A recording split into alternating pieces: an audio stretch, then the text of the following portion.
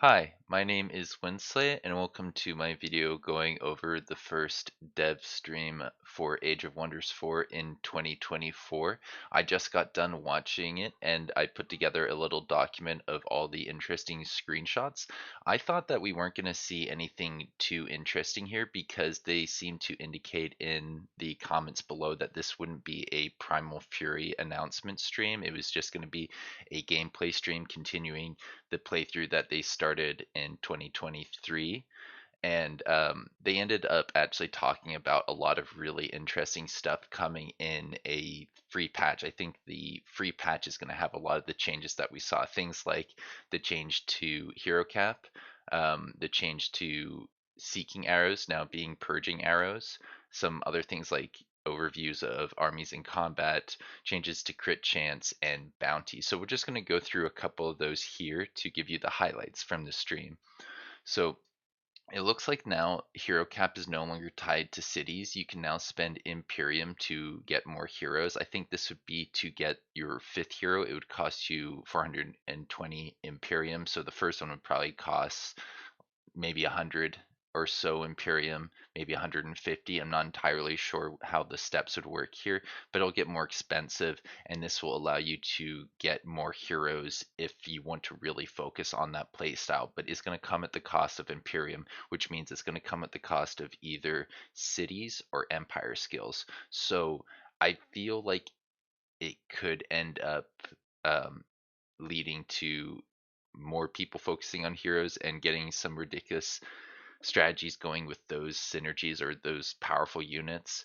But I think when you combine that with the clashing egos, this other change to heroes, that it'll probably lead to people just having less heroes, pretty much matching their city cap to an extent or something close to that until they are just like swimming in Imperium. And then at that point, I can just see people buying as many heroes as they possibly can, just going way past what would have been their old cap in previous versions of Age of Wonders 4.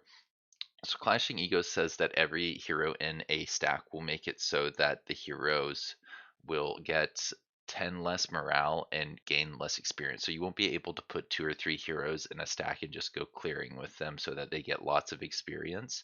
And you won't be able to just put like 4 or 5 heroes in one army to go fight another army.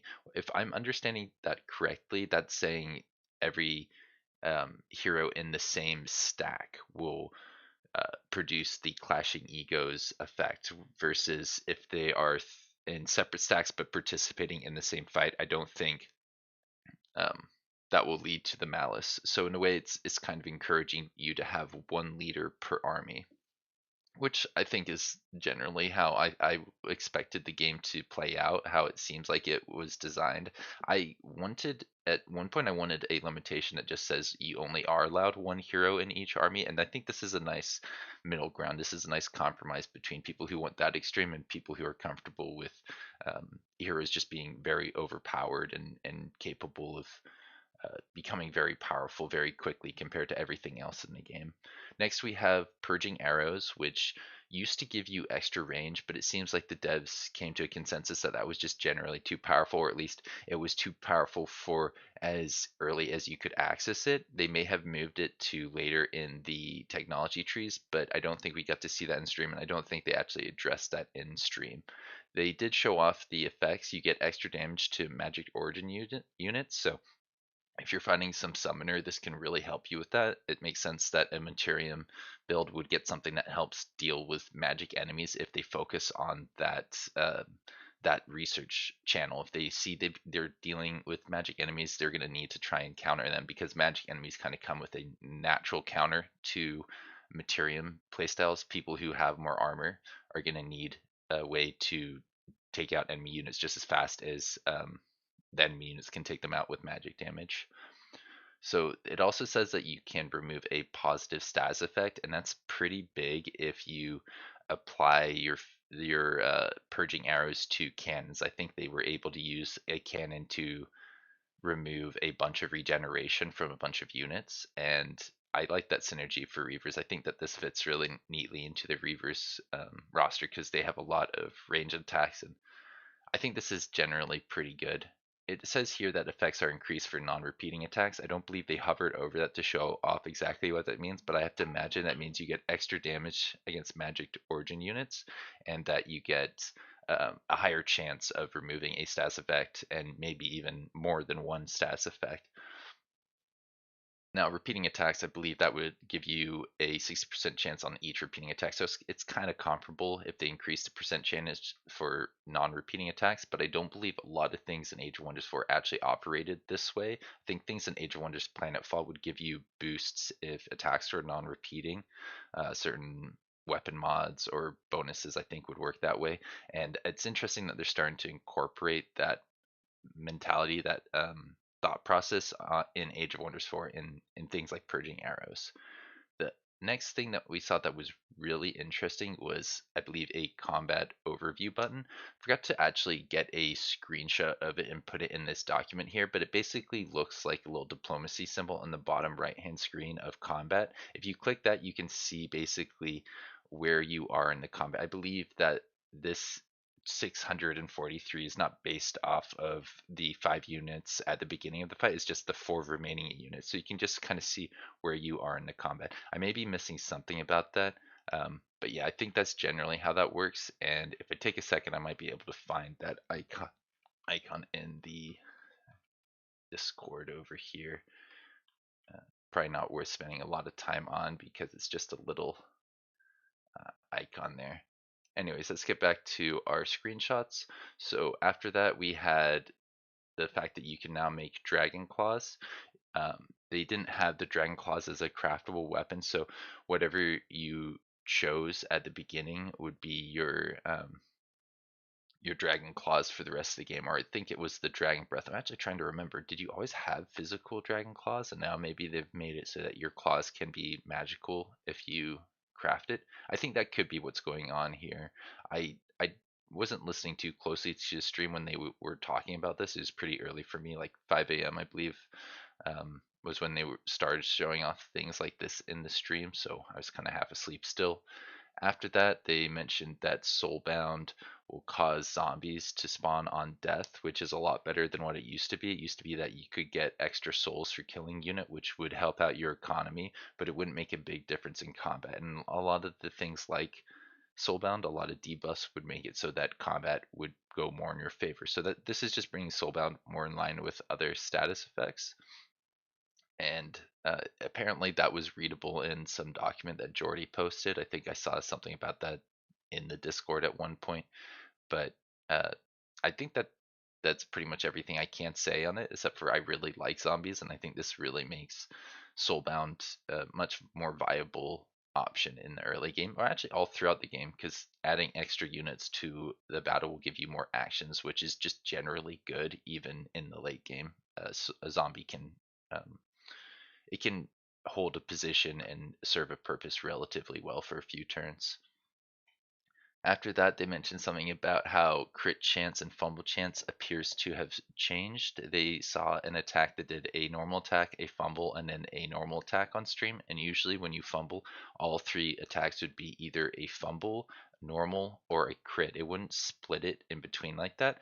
And this is another thing where I wasn't watching this in stream, so I could be um, misrepresenting what actually was in stream, but it sounds like they may have changed things a little bit so that it's not just all feast or famine. You don't just get all your crits and do a bunch of damage, or you don't just fumble all your shots and do half damage, which I think really lowers the value of Visions of Woe, because that doesn't mean that the enemy will do half damage. It just means there's a good chance that they'll do around half damage, but probably a little bit more, given that fumbles are no longer um, just guaranteed less damage. They have to, I think, get that check every single time, and I believe that will end up hurting you more in the long run.